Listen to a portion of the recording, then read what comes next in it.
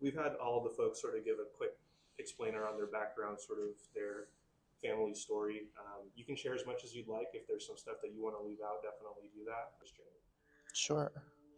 Well, I am the proud product of immigrant parents. My parents both immigrated from Mexico off the coast. My father left his home in Sinaloa when he was 16.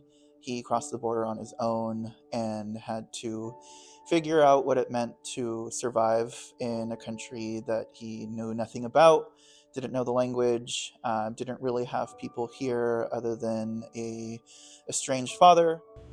My parents came to the United States with approximately $3,000. After buying a car, they were left with roughly $1,000 to start a completely new life in LA in the 80s. My parents immigrated from Mexico, Delicias, Chihuahua, to the United States originally because my sister had cerebral palsy. She needed services and to see doctors, so they thought it was better to come to the United States just because there's more opportunities here for that. My parents immigrated to California from Nicaragua during the civil unrest in the 1980s. Both of them flew over here as legal permanent residents and then were able to adjust and naturalize as US citizens in the 90s.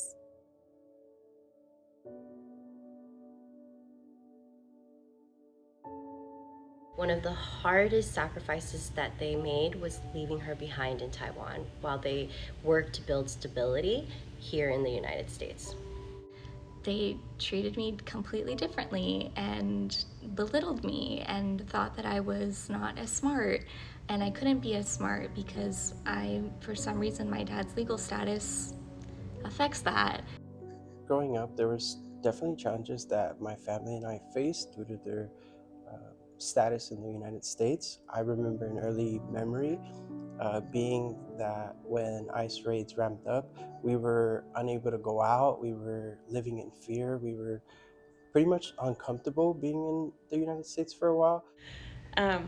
Both of my parents came from Mexico before they were 22, I think, and my dad, when he first came to the United States, he did a lot of traveling for work because he was working in the fields picking fruit 10 hours a day sometimes, and he would work sometimes for pennies depending on the baskets. And then my mom also came from Mexico.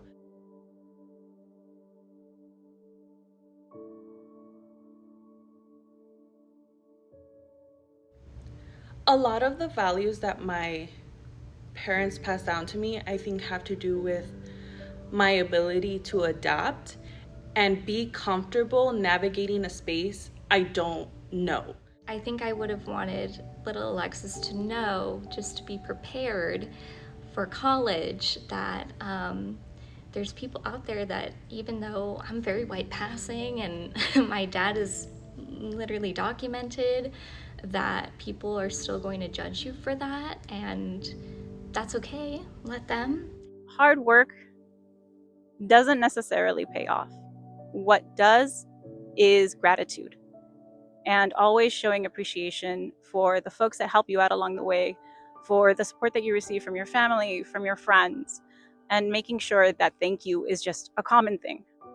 I think it's worth noting that it's likely very challenging to identify resources that are available to you when you are dealing with the weight and overwhelming nature that is the United States immigration process. The process could have been very different. I think that some of the stressors may have been able to be avoided had my parents had access to an agency like Inland County's Legal Services.